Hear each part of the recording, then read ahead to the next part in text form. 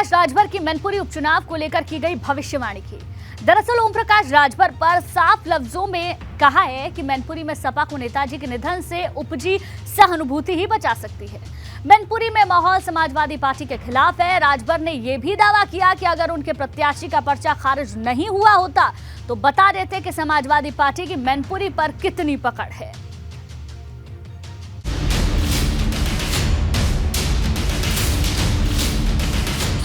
हमारे वोट की गिनती नहीं थी, दुर्भाग्य हमारा पर्चा खारिज हो गया, नहीं तो हम तो बता ही देते।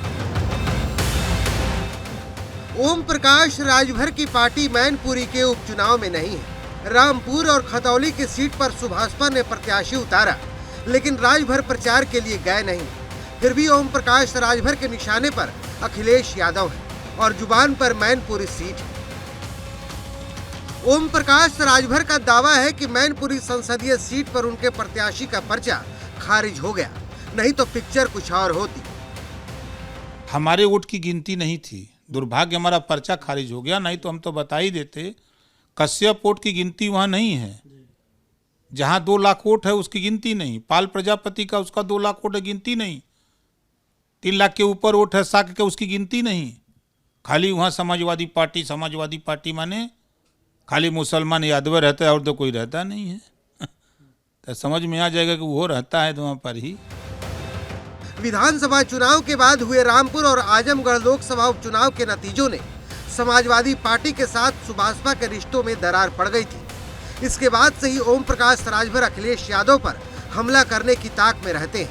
मैनपुरी उपचुनाव को लेकर भी ओम प्रकाश राजभर का दावा है कि मैनपुरी में नेताजी के निधन से उपजी सहानुभूति ही सपा को बचा सकती है, नहीं तो जमीन पर माहौल समाजवादी पार्टी के खिलाफ है। समाजवादी पार्टी से साक, कश्यप, पाल, प्रजापति, नाई, गुण, बंजारा, बहेलिया, खंघार, आर्य, कर्कबंशी नफरत करता है। नाराज नहीं है, नफरत करता है। जो 4 बार की सरकार थी उससे वहाँ उन लोग नफरत करते हैं। अब सवाल खाली सिर्फ इतना है कि नेताजी का निधन हुआ, उनकी सिंपैथी है। जुलाई के महीने में समाजवादी पार्टी और सुभाषपा की राहें अलग हो गई थी। तब से अब तक ओम प्रकाश राजभर ने किसी दूसरे पार्टी के साथ आधिकारिक तौर पर कोई गठबंधन तो नहीं बनाया, लेकिन उनके सुर भाजपा के लिए सॉफ्ट रहे और अखिलेश यादव पर तल्ख। हालांकि आने वाले दिनों में ओम प्रकाश राजभर किसके साथ होंगे कहना बड़ा मुश्किल है। Bureau report, ABP Ganga. बात उत्तर प्रदेश विधानमंडल के शीतकालीन सत्र की, जिसका आगाज कल से हो रहा है। सत्र से पहले आज विधानसभा अध्यक्ष सतीश महाना की अध्यक्षता में सर्वदलीय बैठक बुलाई गई, जिसमें सभी दलों के नेता मौजूद रहे। शीतकालीन सत्र में सरकार अनुपूरक बजट पेश करेगी। माना यह जा रहा है कि सरकार 50,000 करोड़ का अनुपूरक बजट पेश कर सकती है। शीतकालीन सत्र 7 दिसंबर तक चलेगा।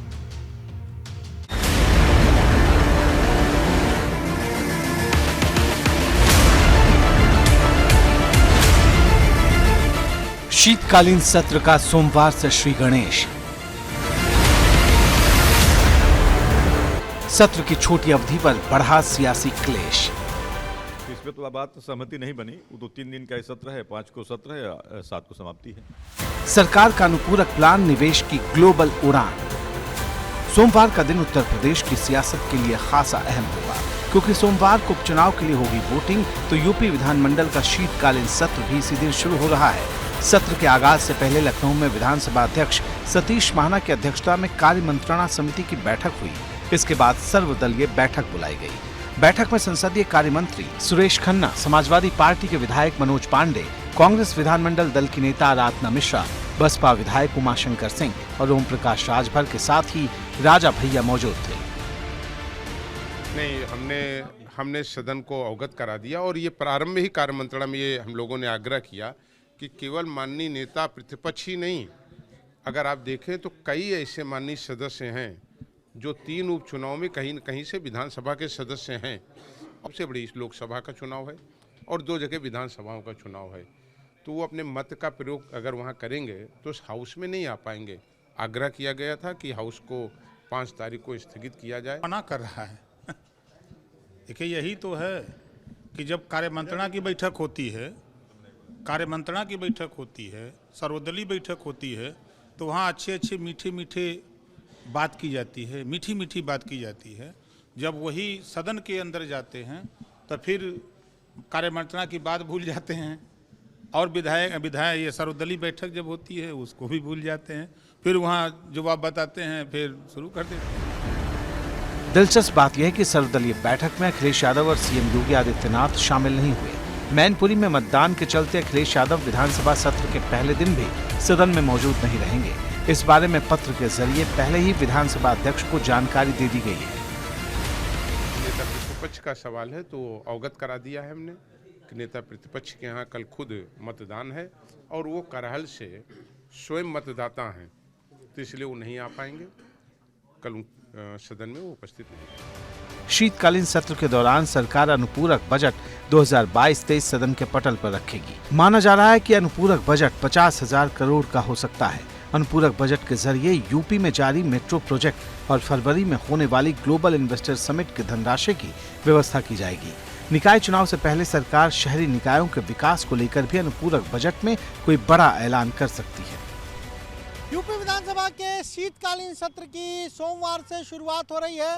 5 दिसंबर से शुरू होकर ये जो सत्र है वो 7 दिसंबर तक चलेगा और इस शीतकालीन सत्र में योगी सरकार इस वित्तीय वर्ष का अपना पहला अनुपूरक बजट पेश करेगी। जब बजट सत्र था तब सरकार ने 6,15,000 करोड़ से ज़्यादा का बजट पेश किया था और माना जा रहा है कि ये जो अनुपूरक बजट होगा उसका भी आकार 50,000 करोड़ से ज़्यादा का हो सकता है। कोरोना संकट के बाद यूपी में हर एक सत्र की अवधि कम हो रही है। शीतकालीन सत्र भी 5 दिसंबर से 7 दिसंबर तक यानी महज 3 दिन तक चलेगा, जिस पर विपक्ष एक सुर में सरकार की मंशा पर सवाल उठा रहा है। की तरफ से सदन को चलाने में जो विपक्ष का सहयोग मांगा गया, तो इस अवसर पर हमने बताया कि मुख्य विपक्षी दल समाजवादी पार्टी है और पिछले चुनाव के बाद से लगातार हाउस को चलाने में समाजवादी पार्टी का योगदान रहा, लेकिन हाउस अच्छा चले और अच्छा संचालित हो, इसमें विपक्ष की भूमिका से ज़्यादा सत्तारूढ़ दल और सत्ता में बैठे हुए लोगों की जिम्मेदारी होती है और दायित्व होता है कि अगर सदन व्यवस्थित चलना है तो सदन में उनका भी सहयोग रहना चाहिए, सकारात्मक सहयोग रहना चाहिए। हम लोगों ने, सभी लोगों ने मिल करके, सभी दलीय नेताओं ने इस बात पे जोर दिया कि सत्र चूँकि इतने कम दिन के लिए ना आहूत की जाए, क्योंकि 3 दिन का सत्र बहुत छोटा होता है। क्योंकि सरकार अपनी हर उपलब्धि को यह बात में गिनाने में लगी रहती है कि हम हर चीज़ नया कर रहे हैं। हम लोगों ने कहा कि भी आप नया करिए, जब भी सत्र बुलाइए तो कम से कम इतना समय जरूर रखिए कि जिसमें सारे विधायक प्रदेश के जो ज्वलंत मुद्दे हैं उसके बारे में सदन में चर्चा कर सकें। तो इसमें तो बात सहमति नहीं बनी। वो तो 3 दिन का सत्र है, 5 को सत्र है, 7 को समाप्ति है। सर्वदलीय बैठक में समाजवादी पार्टी की तरफ से मांग की गई है कि पहले दिन मुलायम सिंह यादव के निधन पर शोक संवेदना प्रकट करने के बाद सत्र की कार्यवाही आगे न बढ़ाई जाए। हालांकि सोमवार को सदन में कार्यवाही चलेगी या नहीं, सस्पेंस कायम है। एबीपी गंगा के लिए लखनऊ से अनुभव शुक्ला की रिपोर्ट।